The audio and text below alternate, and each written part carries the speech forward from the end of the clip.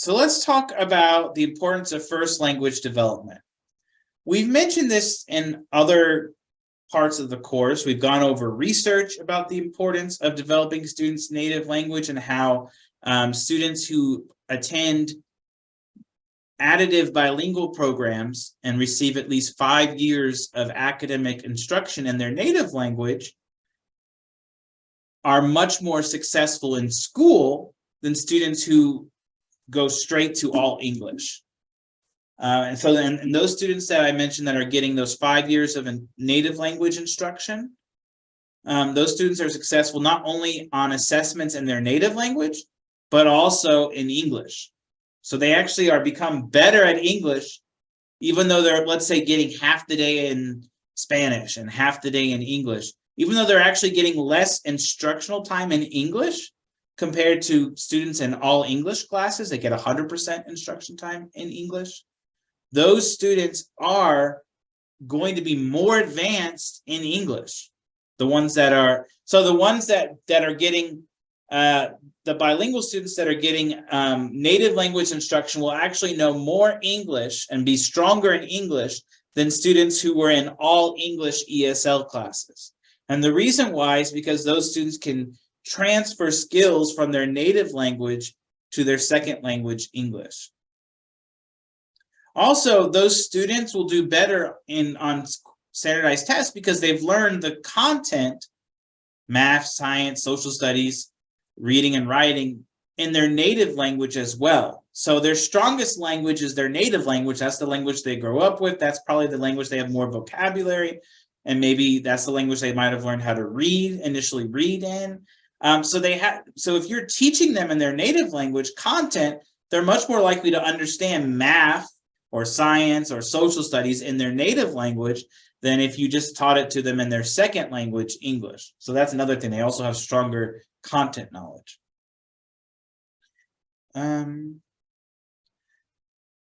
So it's important to develop students' native language. As I mentioned, it actually helps them learn English faster, and they become stronger students overall. And so there's a couple of reasons for that. If you think about it, like I mentioned earlier, learning content in your native language, you're much more likely to understand the math or understand the science or understand the social studies if you're first learning it in your native language, your stronger language. Also, another thing is culturally and socio-emotionally, people connect language to their identity, their culture. So if you are providing native language instruction to students, you are saying to those students, I value you and your culture. I value you as a person. I value your family's history. I value your language, and I value your culture and what you've learned at home. And so students feel much more accepted in the classroom and more motivated and more inclined to do classroom activities. And it prevents this break between what they've learned at home in their native language and then all of a sudden coming to school and learning something totally new in a new language that they're not familiar with. So instead of having that break, it's just a steady continuation of what they learned at home, their home knowledge, their background knowledge, and what they're learning in school. If they're learning in their native language too, their knowledge is continuing along. It's not this huge disconnect between home and school.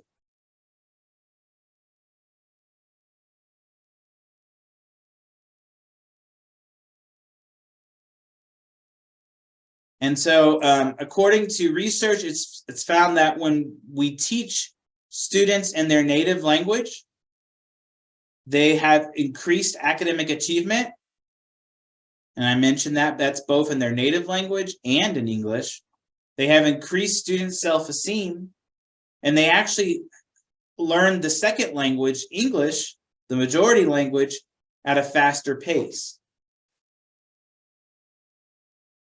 And here's some reasons why it's important to provide native language instruction.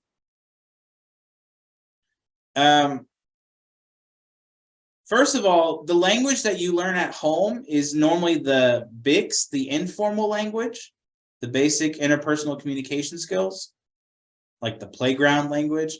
And the language you learn at school is often the CALP, the Cognitive Academic Language Proficiency, the academic language. So we can't just assume that just practicing the language at home will be enough for students to fully become proficient in the language. They need academic language too, especially if they want to be on grade level in their native language. So they need explicit language teaching and language learning in the school setting, because they need to learn academic vocabulary, academic syntax, the structure of the sentences. They need to be able to read text on academic topics and text at grade level reading level in their native language. So it's important that students not just learn their native language at home, but they also learn it at school.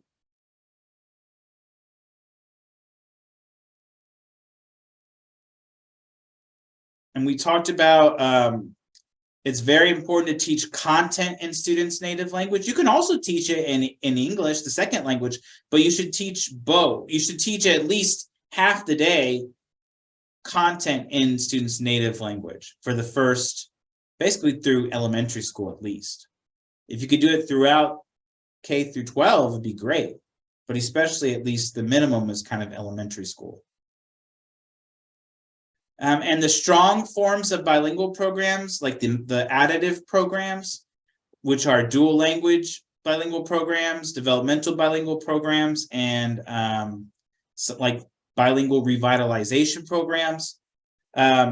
These are the ideal types of bilingual or ESL programs, and they're the most likely for students to leave the programs after 6th grade, being fully bilingual in both languages, both in the informal language and the academic language.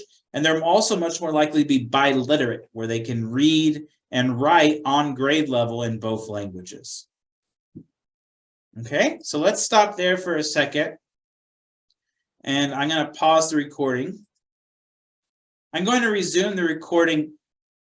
I've kind of moved on to chapter 14. We actually will go back to chapter 13 in a second, but on the topic of the importance of developing students' native language, it's important we also talk about the benefits of biliteracy. So as I mentioned, biliteracy is the ability to read and write in both languages.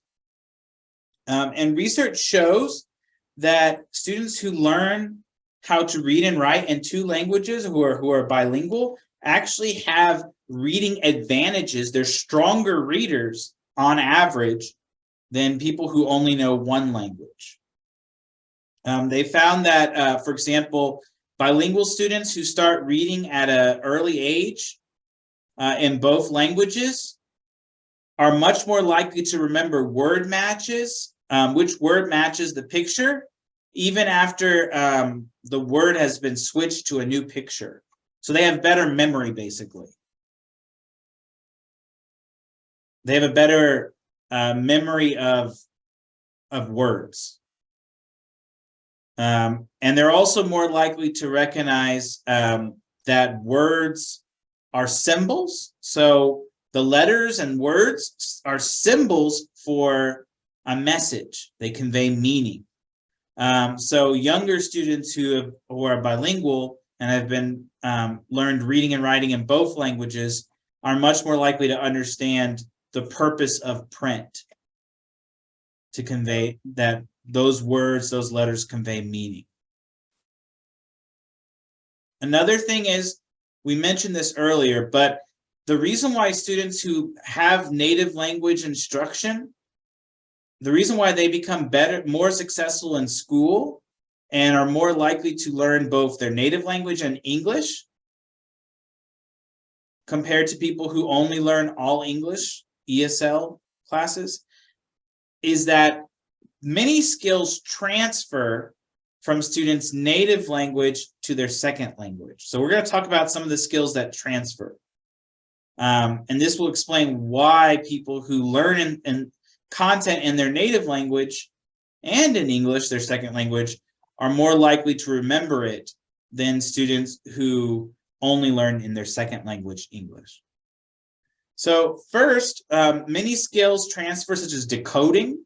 So if you're able to decode, which is literally saying, breaking down a word and pronouncing it correctly, using phonemes, the sounds, you can transfer those decoding skills to your second language. So students who know how to decode well and read, are fluent readers in their native language, are much more likely to develop fluency in their second language, English, because they're much more likely to be able to decode words. And it's similar to what we've learned about earlier in the class, that each language has the same sounds, more or less. There's about 150 sounds in each language. And so even if the alphabets are different, the sounds are the same, are mostly the same across languages. So if a student knows how the different sounds and how to recognize and associate a letter to a sound, then they can do the same thing in their second language, English. Another thing that transfers is reading strategies. So if students learn reading strategies in their native language, they can transfer those strategies and those skills to their second language, English. For example, if a student knows how to scan a text for key details, or how to use context clues within a sentence to understand the meaning of a new vocabulary word, or if a student knows how to make an inference in their native language, or if they know how to check their own comprehension while they're reading in their native language, if they know how to connect their background knowledge to what they're reading, and if they know how to, for example, summarize in their native language, all of those skills, or tell the author's purpose in their native language, the theme of a text in their native language, if they're able to do any of those things in their native language, they can transfer those skills, scanning for key facts, using context clues, summarization, making inferences,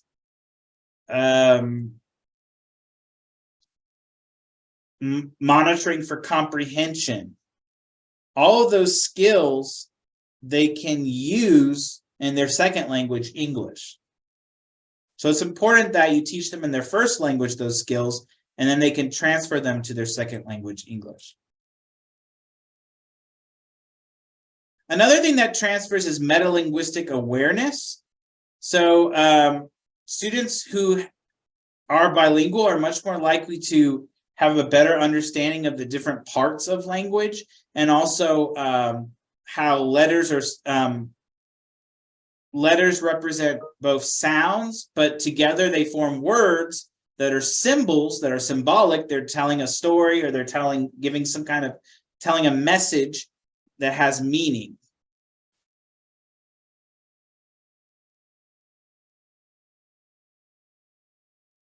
Students have better reading comprehension if they've learned how to read text in their native language, and they develop reading comprehension skills in their native language.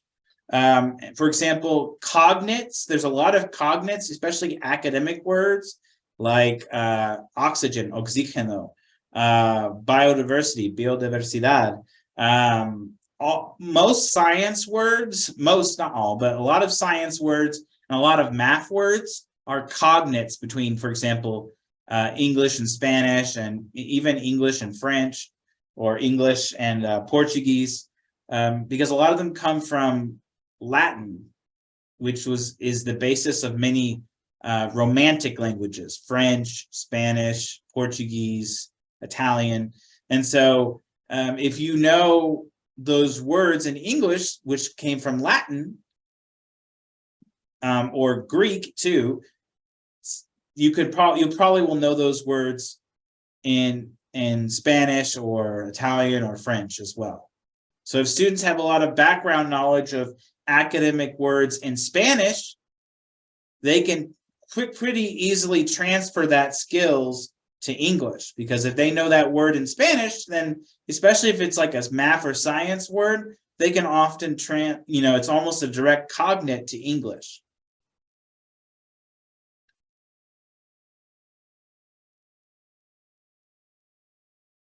talk now, going back to chapter 13, about some best strategies for teaching emergent bilinguals. These are good teaching strategies in general, but they're especially important for emergent bilinguals. So all these strategies, I wouldn't use my PowerPoint as your academic source. I would just Google, like, for example, strategy 1 is multicultural curriculum and perspectives. I would just Google multicultural curriculum and perspectives for bilingual students, or multicultural curriculum for bilingual students, and then you'll find nonprofit websites, government websites on the topic, maybe academic articles, and I would use those as your evidence. But please don't cite my PowerPoint. The PowerPoint's not really an academic source. So the first strategy is to provide multicultural curriculum and perspectives. And this kind of goes back to what we mentioned earlier about how you want to have a continuation of students' home knowledge, their cultural knowledge, and what they're learning in school. The technical term we use in education is cultural funds of knowledge. So people, you have all kinds of background knowledge that you learn as a kid at home. You learn about the world, you learn about your culture, you learn about traditions, you learn vocabulary, you use language in different ways, mostly orally, listening and speaking.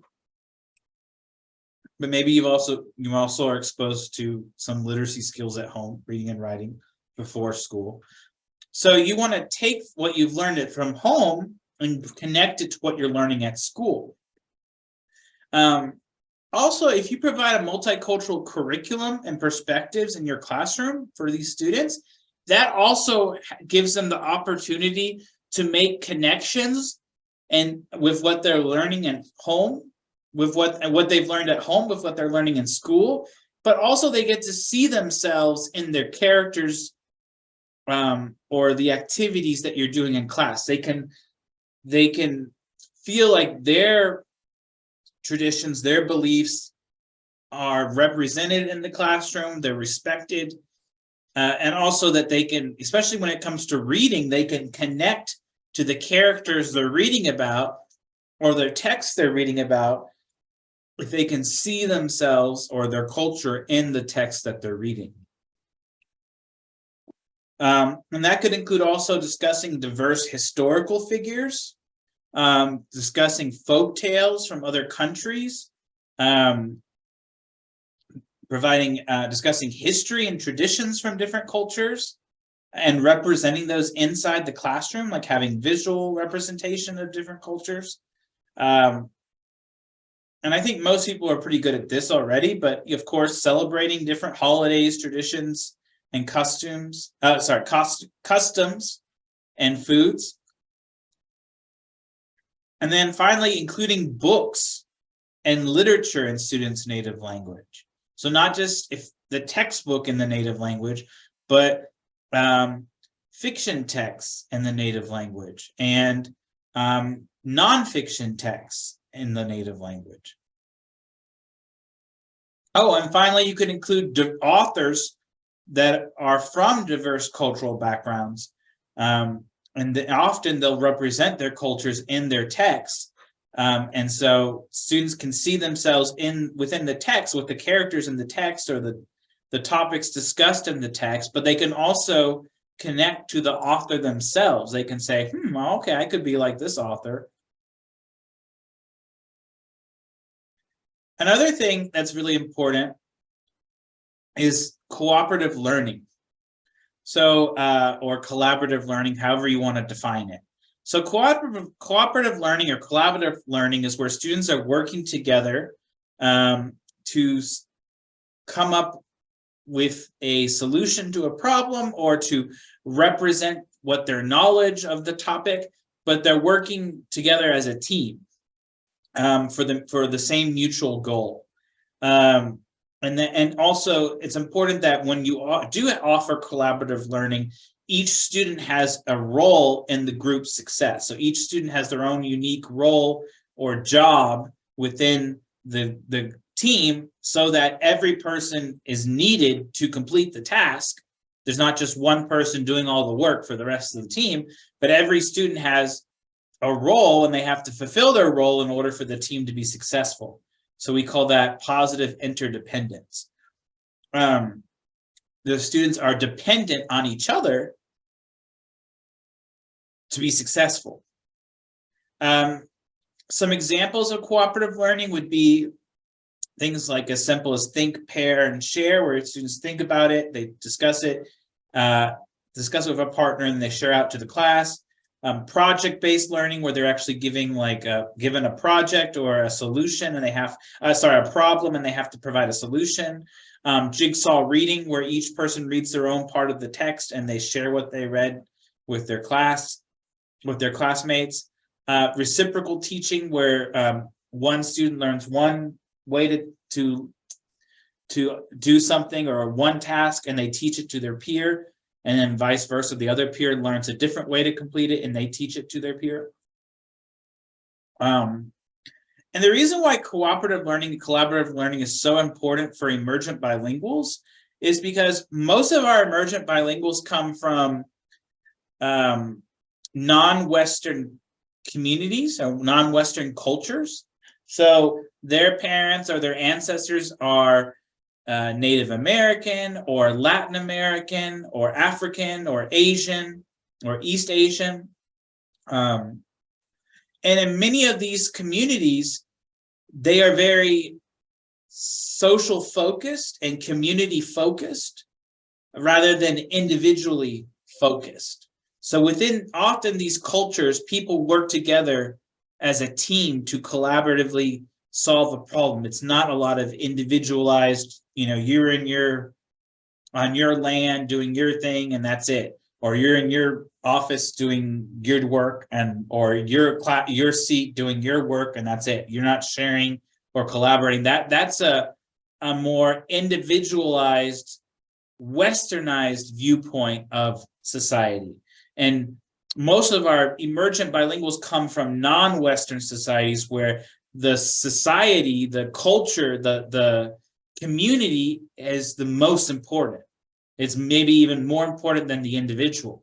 Your family, your village, your community, your city, your group, that's more important than you, the individual, in many of these cultures. And so in the classroom itself, you need to make sure you have these team-based collaborative learning opportunities, because students will feel more successful and they enjoy those kinds of activities more than independent learning like seat work. Somewhat related to this is emergent bilingual students also prefer active learning, and they benefit from active learning. So active learning would be where the student is the central person doing the talking in the lesson, or doing the thinking or the writing or practicing or demonstrating what they've learned. It's not just the teacher lecturing the whole class. So some examples of active learning could be classroom discussions. It could be hands-on learning activities like using manipulatives in math, or sorting, or building something, science experiment. All those are hands-on learning activities. It could be partner work, which is what we talked about earlier. Literature circles, where students are discussing literature that they've read, coming up with their own questions, answering those questions, and then discussing their opinions on what they read.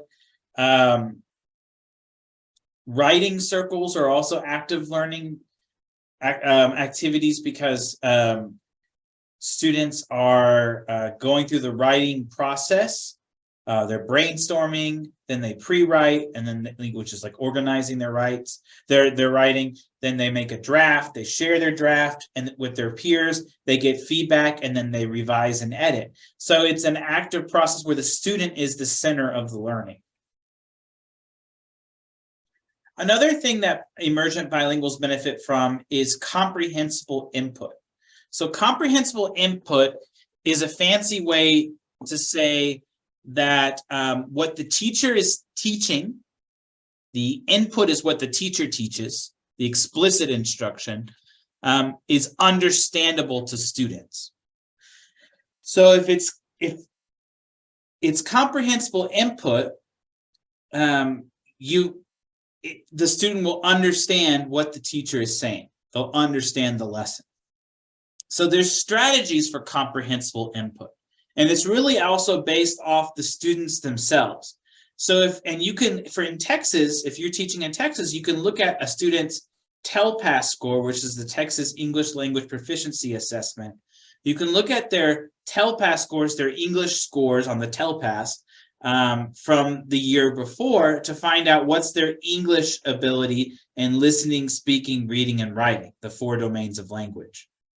And particularly when you're wanting when you're thinking about comprehensible input, it's you, the teacher, explaining the lesson.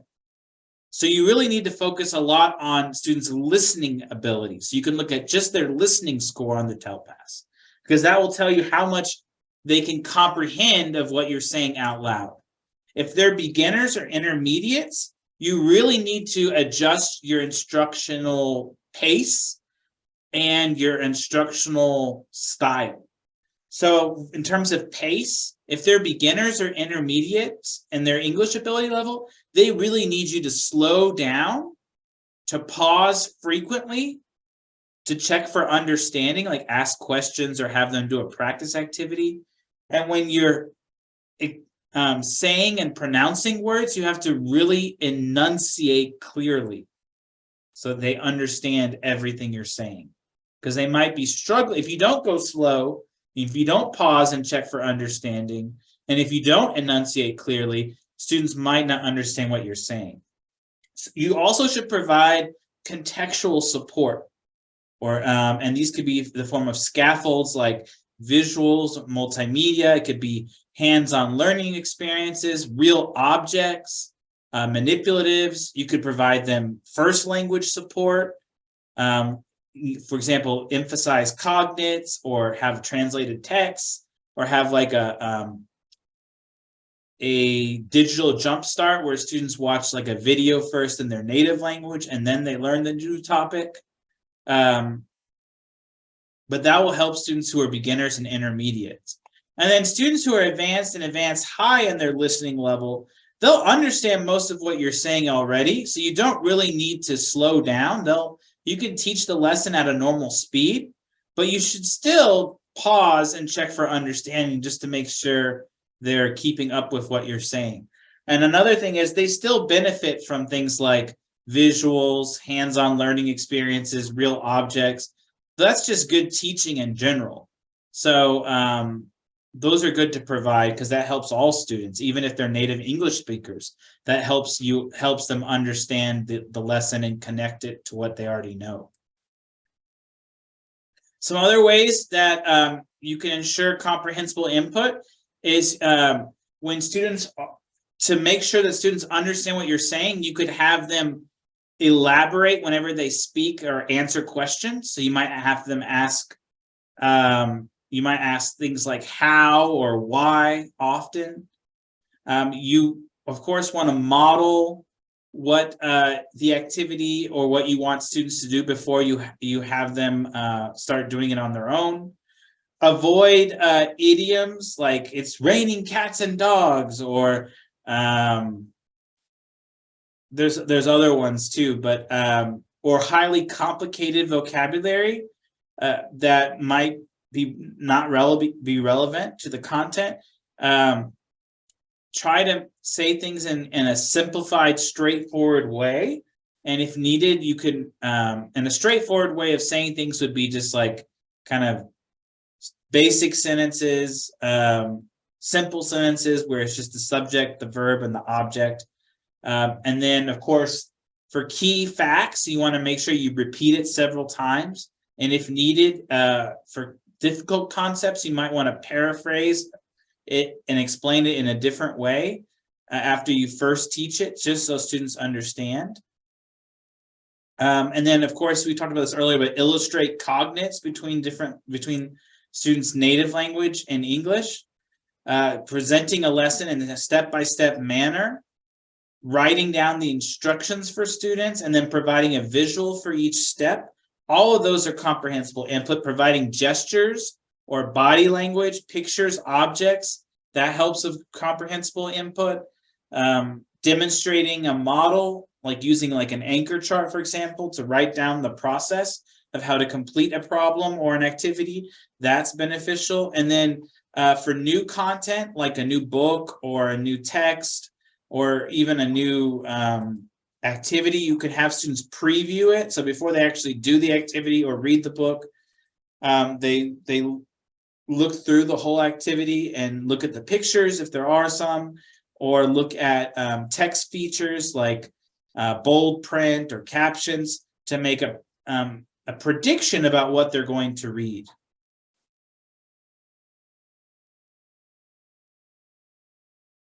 So we've talked about this a little bit of comprehensible input.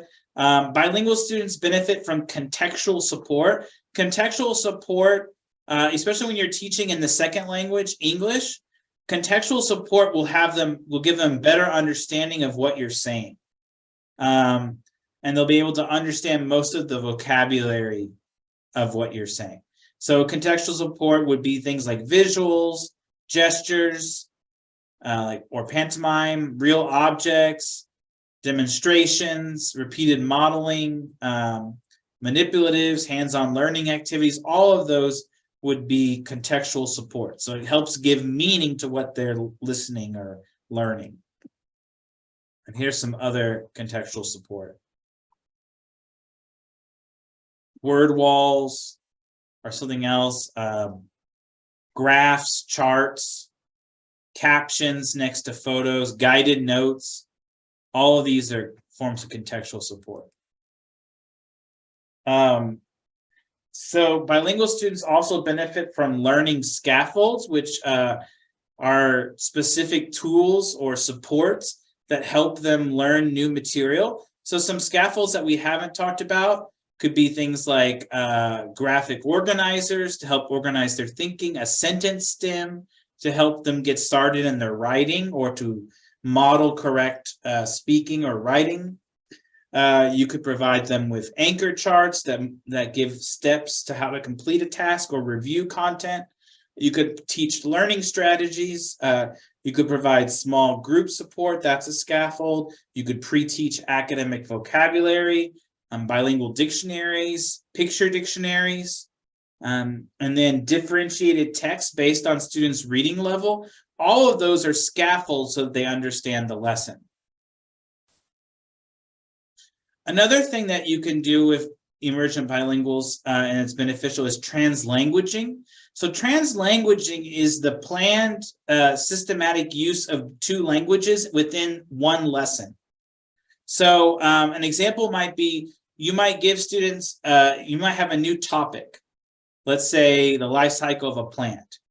And you might first have students read the text in English, then they might discuss the text in their native language with someone who speaks their native language.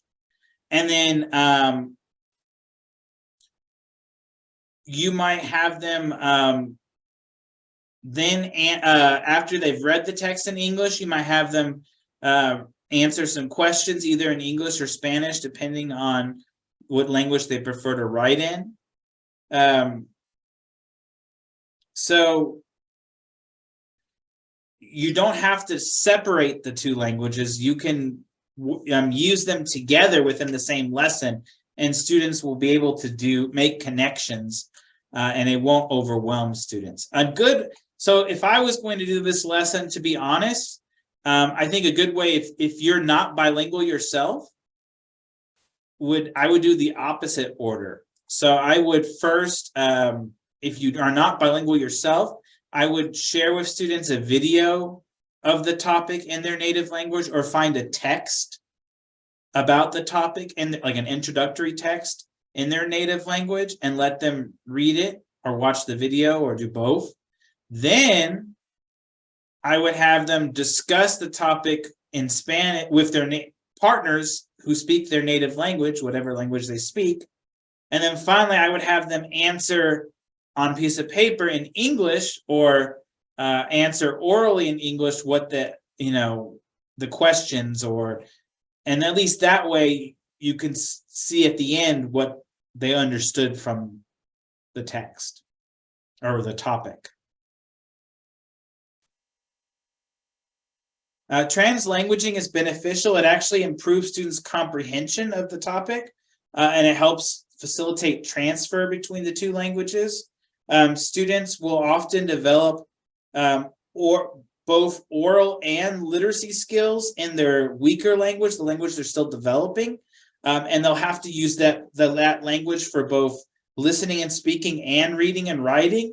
And so they won't just delegate using their weaker language for easy tasks. They have to use both languages in academic context. So they'll have to learn how to read and write and to listen and speak on the topic using the academic language in both English and their native language. It also can help with home-school cooperation, because parents can work with the student. Maybe the student can translate the homework, or the student can have resources in their native language so that the parent can help them with their homework. Also, it's nice if you're in a dual language classroom, where students are learning half the day in one language and half the day in the other. The nice thing about translanguaging is you can practice with both languages, and you don't have to necessarily repeat the same content lesson each time. You can teach maybe in the morning you have a translanguaging lesson in English and Spanish on the life cycle of a plant. And then in the afternoon, you have a math lesson on multiplication, and you use both languages. So students are still practicing with both languages, but you're also teaching them new content each time. Another thing is bilingual students benefit from culturally appropriate communication practices. So when you're working with students, make sure that you understand the way their cultures communicate and what's appropriate in their language. And then you adapt your communication style or your expectations based on the culture. So in many cultures, like East Asian cultures and Native American cultures, it's rude to look elders in the eye, like the teacher in the eye. Or also in Native American cultures, it's rude to stand out from your group and model something or do something, kind of like to call attention to yourself. Or like in many African, Middle Eastern, and South Asian cultures, it's rude to use the left hand to do important tasks, because the left hand is kind of meant for just your private life, your own, it's for yourself, not to share with others. Also, in many cultures, especially like Southeast Asian cultures, it's rude to touch people on the head or even make a lot of physical contact. And in Middle Eastern cultures, for example, it's rude. It's considered inappropriate after a certain age, especially around junior high level and above, after puberty. It's rude for non-related, or inappropriate for non-related males and females to be communicating for long periods of times, or even to physically touch. So you have to be careful if you're grouping and make sure that students feel comfortable with the grouping that you provide. And here's just an example. You can read this on your own, but most Western cultures, European cultures, Western European and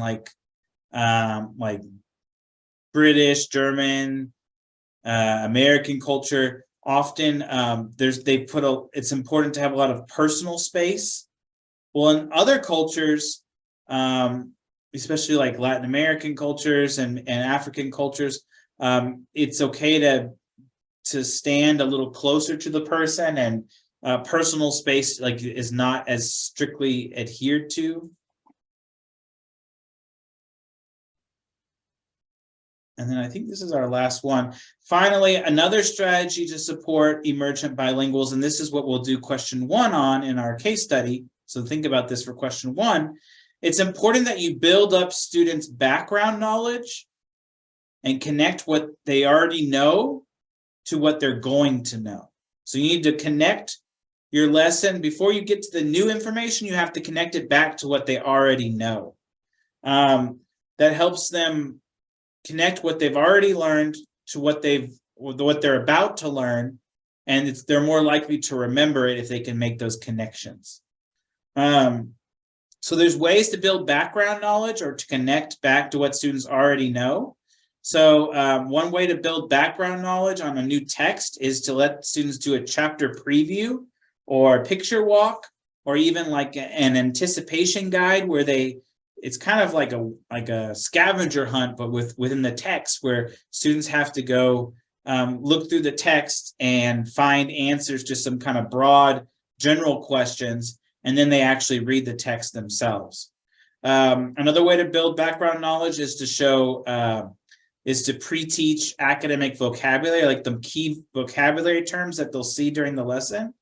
Pre-teaching it to students will build their background knowledge. So if you're teaching a lesson on the different types of communities, rural, suburban, and urban, it's important that you pre-teach those 3 terms, rural, suburban, and urban. Also, providing visuals is a good way to build background knowledge.